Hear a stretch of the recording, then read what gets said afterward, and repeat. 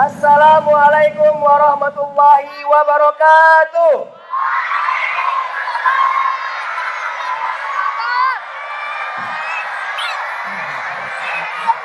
Oke, kaifa halukum?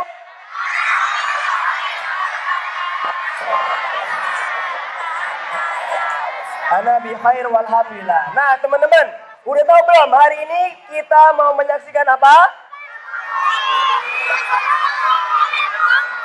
Ya, betul. Simulasi mitigasi gempa bumi, yaitu tata cara atau perlakuan apa saja yang bisa kita lakukan ketika ada bencana dan setelah bencana, ya. Namun makna mitigasi itu lebih luas lagi ya. Setelah terjadi bencana nanti ada relokasi segala macam sampai pemulihan, itu masuk bagian mitigasi. Tapi kalau di sini kita hanya seputar bagaimana atau hal-hal apa saja yang harus kita lakukan ketika terjadi bencana. Khususnya hari ini kita akan mempraktekkan bagaimana atau apa-apa yang harus kita lakukan ketika terjadi gempa bumi. Nah, hari ini Jumat 27 Januari 2023 semua berjalan seperti biasanya.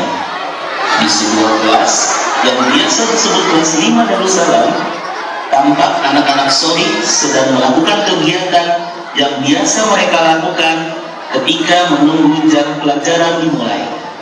Ada yang membaca buku, ada yang menikmati jajanan, ada yang berlarian, dan ada juga yang sedang menyiapkan hafalan Al-Quran.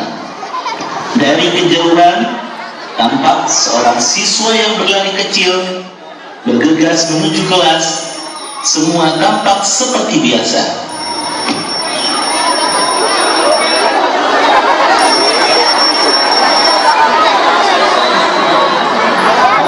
Assalamualaikum.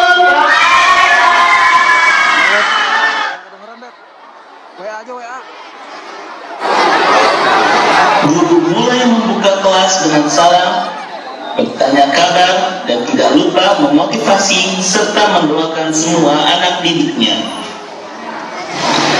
Assalamualaikum warahmatullahi wabarakatuh.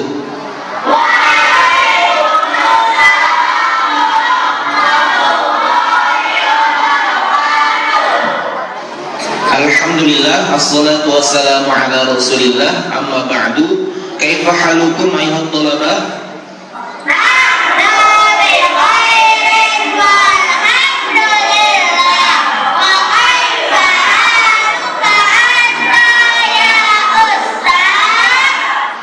Alhamdulillah, ana bi khair. Anak solih semuanya, Ustaz harapkan di semester 2 ini ya antum tetap menjaga semangat antum untuk belajar, dan juga jangan lupa selalu memurojaah hafalan-hafalan antum. Dan Ustaz doakan agar Allah Subhanahu wa taala mempermudah antum semua untuk belajar lebih giat lagi di semester 2 ini. Amin. Nah, sebelum memulai pelajaran, Umar, silakan pimpin teman-temannya untuk berdoa terlebih dahulu.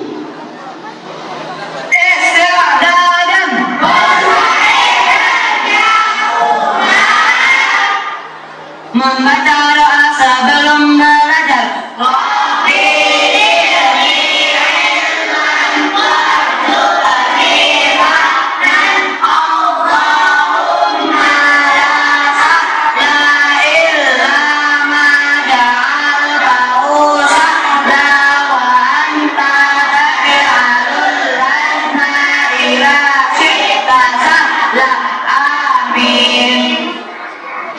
Anak-anak soli, akhir-akhir ini Ustadz mendapatkan berita ataupun informasi dari media sosial, baik dari media cetak ataupun elektronik. Itu bencana datang silih berganti, mulai dari tanah longsor, kemarau yang berkepanjangan, sampai gempa bumi. Perlu antum ketahui dan perlu juga antum yakini bahwasanya Allah Subhanahu wa ta'ala tidaklah mendatangkan sebuah cobaan bagi hambanya yang beriman kecuali ada hikmah di balik ujian tersebut. Nah, sekarang Ustaz pengen tahu nih, di antara antum ada yang tahu tidak hikmah dari cobaan yang Allah berikan kepada hambanya yang beriman? Ada Ustaz, sebagai penebus dosa. Masya Allah, benar sekali. Coba saya pengen tahu satu orang lagi, ada yang tahu? Ada Ustaz, akan diangkat derajatnya. Mumtaz, Jamil, betul sekali jawaban antum. Nah, selain dua hikmah yang sudah disebutkan oleh teman antum tadi, Ustadz akan menambahkan hikmah-hikmah yang lain dari ujian yang Allah berikan kepada hambanya. Di antaranya yaitu sebagai pelajaran yang berharga bagi orang yang beriman. Jadi tidaklah Allah menurunkan cobaan bagi hambanya, melainkan bisa diambil pelajaran bagi orang yang beriman. Selanjutnya yaitu cobaan atau ujian yang Allah berikan kepada hambanya itu dapat mengeluarkan sifat sombong dari diri seseorang. Anak-anak solih semuanya, itulah beberapa hikmah dari cobaan yang diberikan kepada orang mukmin. Sampai di sini paham semua anak-anak solih?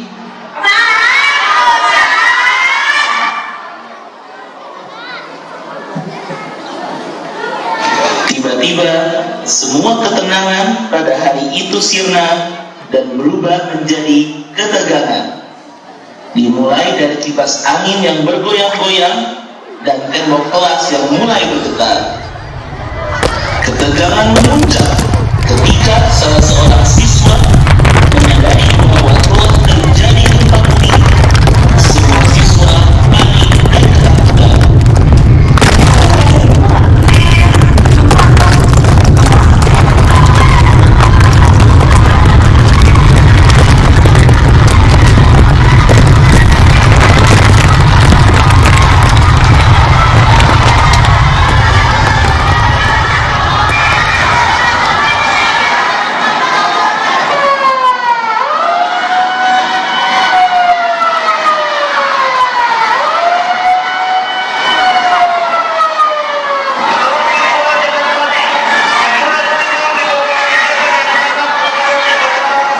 Tenang anak solih, antum tenang, ikuti arahan petugas, ya, ikuti arahan petugas.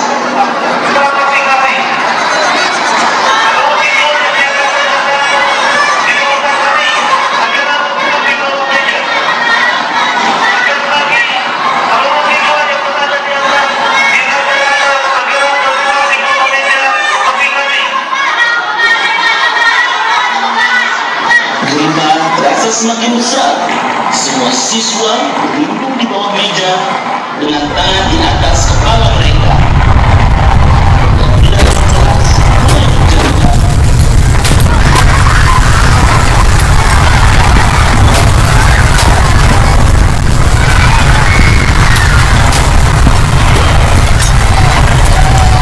Di saat siswa lain berlindung, ada seorang siswa yang hanya jongkok saja karena panik.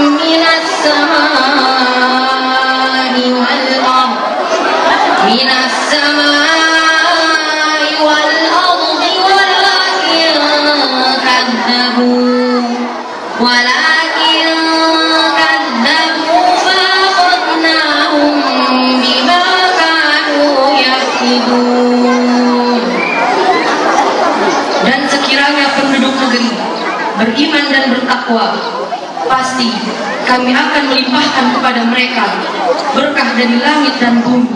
Tetapi ternyata mereka mendustakan ayat-ayat kami, maka kami siksa mereka sesuai dengan apa yang telah mereka kerjakan.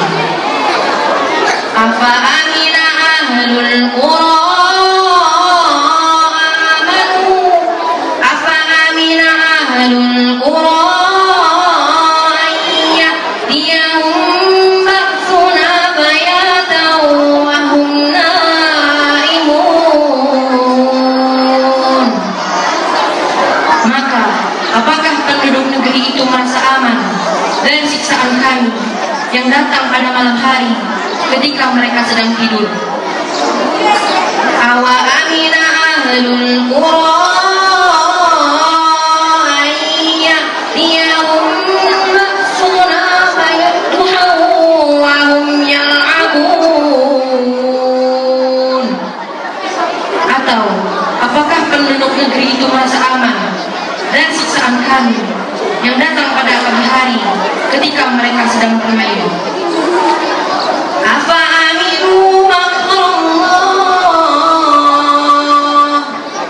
fala ya'manu makrallahi illa al-qawmul khasirun. Atau apakah mereka merasa aman dan siksaan Allah yang tidak terduga-duga? Tidak ada yang merasa aman dan siksaan Allah selain orang-orang yang rugi. Setelah gempa selesai, petugas menghimbau semua siswa untuk keluar dan berkumpul di tempat yang sudah ditentukan.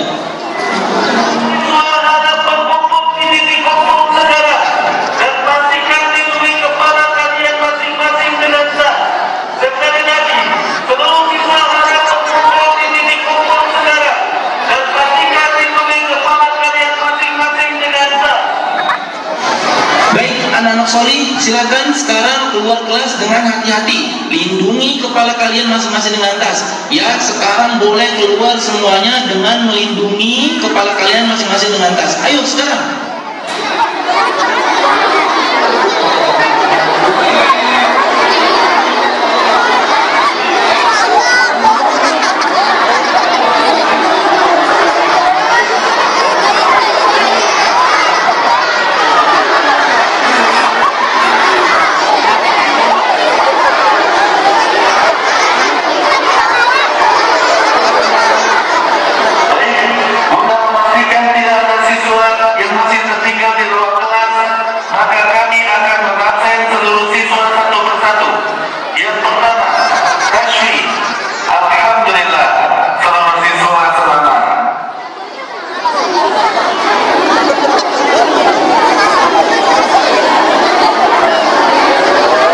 Nah, itu tadi pertunjukannya. Sekarang kita akan mendengarkan penjelasan lebih lanjut dari Ustadz Furqon tentang bagaimana sebenarnya yang harus dilakukan oleh teman-teman ketika terjadi bencana. Tadi ada sebuah kesalahan ya.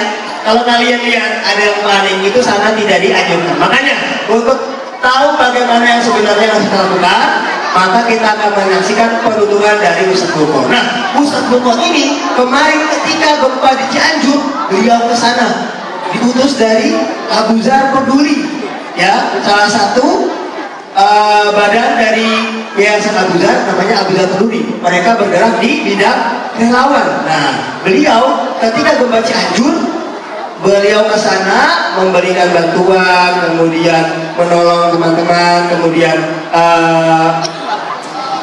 memberikan nasihat untuk anak-anak soleh yang ada di sana. Nah, sebelum itu beliau juga sudah pernah ke daerah Aceh ketika ada bencana di sana. Beliau juga pernah ke Banjarnegara ketika terjadi bencana tanah longsor. Ya, alhamdulillah beliau sudah ada di tengah-tengah kita. Kepada Furqon, kami persilakan.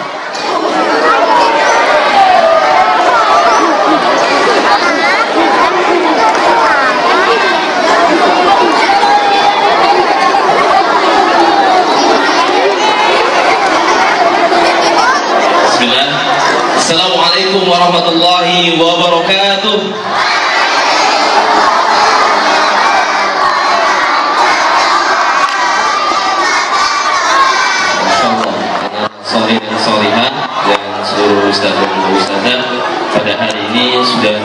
ya, simulasi mitigasi jika suatu saat qadarullah terjadi gempa di tempat kita. Mudah-mudahan para pemain tidak ada yang terluka ya. Ya, nanti bisa dilakukan pertolongan pertama, mungkin bisa ID ya untuk seluruh para talentnya. Saya sudah setelah khairan mengucapkan juga pada seluruh talent yang sudah memenangkan simulasi mitigasi gempa. Baik anak solih dan solihah, jika qadarullah ya, terjadi gempa di daerah kita, apa yang harus kita lakukan? Apakah kita harus panik? Apakah kita diam aja ya sampai malam gitu, sampai besok? Tidak ya, ada langkah-langkahnya agar kita ya bisa maksimal ya dalam berikhtiar menyelamatkan diri kita. Kita wajib ya berikhtiar untuk menyelamatkan diri kita ya. Ustaz pasrah aja Ustaz, kalau memang sudah takdirnya ya sudah Ustaz. Apakah seperti itu? Tidak juga ya, makanya kita harus berikhtiar untuk menyelamatkan diri kita dari musibah ya. Semoga Allah Subhanahu wa taala senantiasa melindungi diri kita. Baik anak solih dan solihah, yang pertama, ketika terjadinya gempa ini terjadinya tiba-tiba ya. Kadang kita lagi bermain, lagi di ruang kelas, di lantai 3, di kamar mandi atau di tempat-tempat yang lainnya. Nah ini kita tetap ya waspada ya, ketika terjadinya gempa kita lakukan hal-hal ya yang akan Ustaz sebutkan. Yang pertama, jika memungkinkan ya, jika memungkinkan kita keluar ya, misalnya yang di lantai 1 atau yang lagi di asma itu memungkinkan untuk keluar, kita keluar cari tempat yang paling aman ya. Ketika mulai berguncang gitu ya, bumi mulai berguncang, nah antum sudah merasakan di situ ada gempa, antum segera mencari tempat yang paling aman. Tapi ya, jika tidak memungkinkan, misalnya ketika di lantai 2, di lantai 3 ya, kemudian sedang ada di masjid misalnya ya, ini juga ada beberapa hal yang harus kita perhatikan. Yang pertama, mungkin di lantai 2 dan 3, kemudian ketika kita sedang belajar di kelas ya, yang harus dilakukan yang pertama adalah ya tidak panik berlebihan. Kalau panik ya insya Allah itu udah pasti ya, gempa gitu ya, pasti panik ya. Kemudian kita berusaha ya untuk melakukan hal ini. Yang pertama adalah berlindung ya di tempat yang aman. Mungkin kalau di kelas itu ada kolong meja ya, kita bisa masuk ke kolong meja sebagaimana yang tadi dilakukan oleh teman-teman kita. Masuk ke kolong meja ya, cari kolong meja yang memang kiranya itu agak kuat ya. Nah kemudian itu yang pertama. Yang kedua ya, kalian bisa melindungi kepala dan juga leher. Mungkin berdiri aja ya, kepala dan leher menggunakan benda-benda yang ada di sekitar kita. Mungkin ada tas ya, yang paling banyak di kelas adalah tas. Tas itu kan isinya ada buku ya. Nah insya Allah itu cukup aman untuk melindungi kepala kita dan juga leher dari kejatuhan benda-benda yang diakibatkan oleh guncangan tadi ya. Kemudian selanjutnya kalian juga bisa berlindung di mana? Di pojokan bangunan ya, di pojokan kelas. Kenapa di pojok kelas? Karena pojokan kelas itu adalah termasuk dari strukturnya ini kuat dalam bangunan, pojokan itu kuat. Nah oleh karena itu bisa berlindung di pojok dan ya berjongkok, kemudian tas berada di atas kepala kita untuk menghindari hal-hal yang tidak diinginkan. Sampai ya gempa atau goyangan itu berhenti, baru kita dengarkan instruksi dari guru. Nah jadi bapak dan ibu guru juga harus mengerti bagaimana keadaan ketika gempa itu terjadi. Kita menghimbau ya, dahulukan peserta didik kita, anak-anak untuk dievakuasi ke luar kelas ya. Oh ya, dia terlupa ketika berguncang jangan berlindung di bawah jendela. Jendela kita berkaca semua ya. Jadi tidak berlindung di bawah jendela yang berkaca. Kenapa? Khawatirnya yang getaran tersebut membuat kaca itu pecah dan kita berada di bawahnya. Akhirnya kita terkena serpihan kaca. Itu harus dihindari. Kemudian ketika mendengarkan instruksi dari wali kelasnya atau dari guru atau dari petugas ya untuk evakuasi, tetap dengan tenang, tidak terburu-buru, apalagi berlari. Karena ketika kita berlari, kita tidak akan konsentrasi, ya, kita tidak melihat lagi, kita nggak tahu lagi mana jalan yang bisa kita lewati dan tidak. Barangkali di situ ada serpihan kaca, ada puing-puing dari bangunan, ya, pecahan-pecahan genteng atau yang lainnya mungkin ya. Kalau kita berlari, bisa saja yang tadinya kita tidak cedera, kita tidak terluka, tapi karena kita berlari terkena apa? Serpihan kaca tersebut, akhirnya kita cedera, kita terluka. Pengalaman Ustaz, waktu tahun 2005 atau 2006 ya, ketika gempa di Jogja, Ustaz berdua dengan teman Ustaz sudah berada di tempat yang aman. Ketika suara itu seperti apa ya? Seperti mungkin bisa dibilang kayak tek ya, tapi banyak gitu. Gemuruhnya tuh luar biasa. Dari jauh semakin dekat semakin keras. Gitu ya. Dan Ustaz melihat tanah itu seperti karpet di apa? Kibraskan dari ujung gitu ya. Jadi dia seperti ini. Tanahnya seperti gelombang. Ustaz melihat sendiri seperti itu. Ustaz tetap tenang, ya. Tapi teman Ustaz dia berlari. Ketika dia berlari, dia terjatuh. Dia menjadi korban gempa. Korban bukan karena tertimpa, tapi karena dia terjatuh. Dia panik dan dia berlari terjatuh.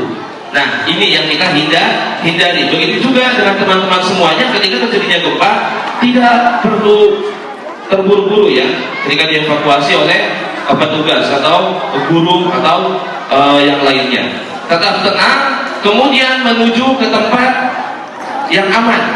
Biasanya di lingkungan sekolah ya, atau perkantoran atau apartemen dan yang lain-lainnya ada titik kumpulnya. Namun ini mungkin bisa dilengkapi juga di mana titik kumpul para siswa ketika terjadi suatu musibah mungkin ya.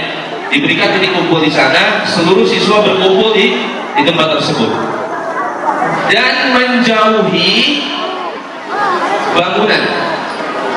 Misalnya sini sudah berkumpul ya, tidak terlalu dekat ke bangunan. Kenapa? Khawatir terjadi gempa susulan, kemudian bangunan tersebut rubuh dan menimpa kita. Ya, oleh karena itu menjauh dari bangunan. Ya, dan bagi para petugas segera lakukan ya P3K. Kalau ada yang lecet-lecet ya bisa langsung diobatin. Kemudian bagi para guru atau petugas yang berada di sekolah ya segera mengecek apakah masih ada siswa yang tertinggal di atas. Ya, pengalaman dulu ketika gempa di Jogja juga. Ya, qadarullah. Ternyata setelah para santri di Pondok Ustaz itu dievakuasi keluar menuju ke lapangan, dari dalam masjid terdengar rintihan orang minta tolong.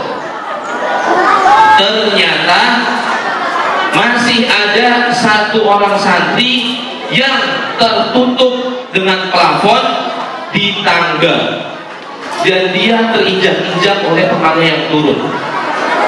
Setelah semuanya keluar, masih ada satu orang yang minta tolong. Nah, begitu juga dengan para guru yang ada di sini. Ketika terjadinya gempa dan siswa sudah dievakuasi ke tempat yang aman, dipastikan kembali apakah masih ada siswa atau tidak yang terjebak. Mungkin yang berada di kamar mandi, ya, atau di ruangan-ruangan yang lainnya yang belum sempat keluar, masih takut.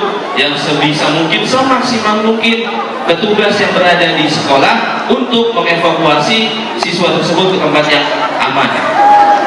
Nah, insya Allah ya, setelah dievakuasi ke tempat yang aman, ya kita mudah-mudahan ya dilindungi oleh Allah Subhanahu Wa Taala dari runtuhan.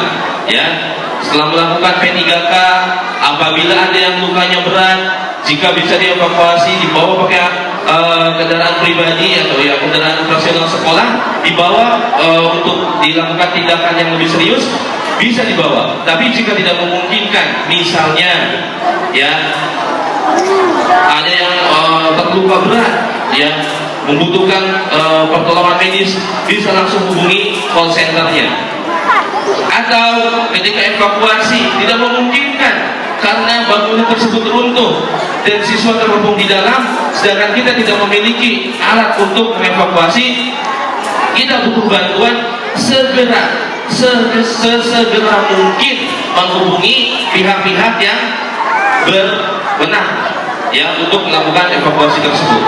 Karena di dalam evakuasi juga ya, apalagi untuk yang sudah parah sekali gitu, kita tidak bisa asal-asalan ya, asal tarik saja ya, udah ketimpa tembok kita tarik ya, bukannya sembuh orang itu, bukannya selamat orang tersebut ya, ya bisa jadi lebih parah. Oleh karena itu kita bisa meminta bantuan kepada pihak-pihak yang lebih ahlinya gitu ya, sesegera mungkin.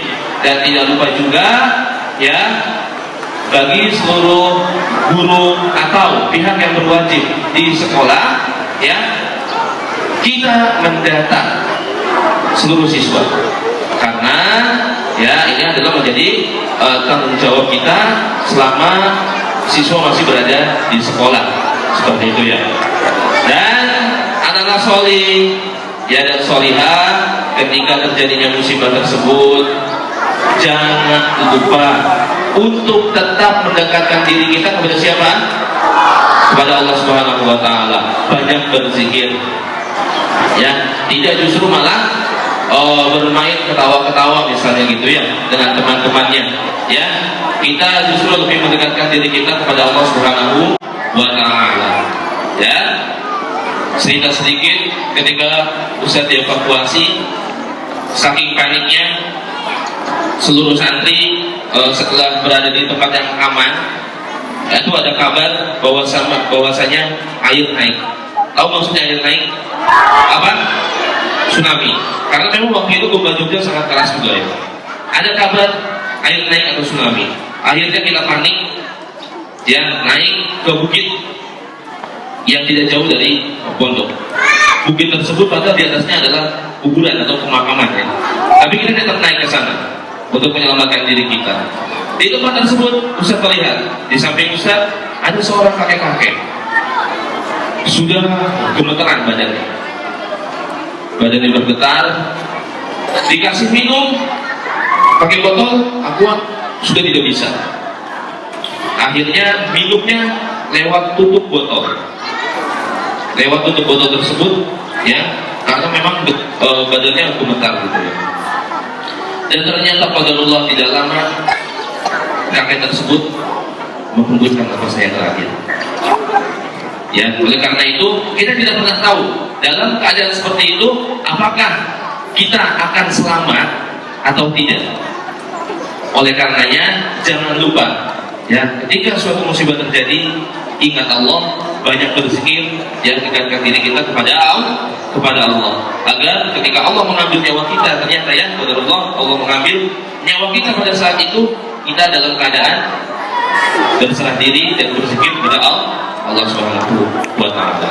Dan mungkin itu yang bisa dapat saya sampaikan. Kurang lebihnya mohon maaf.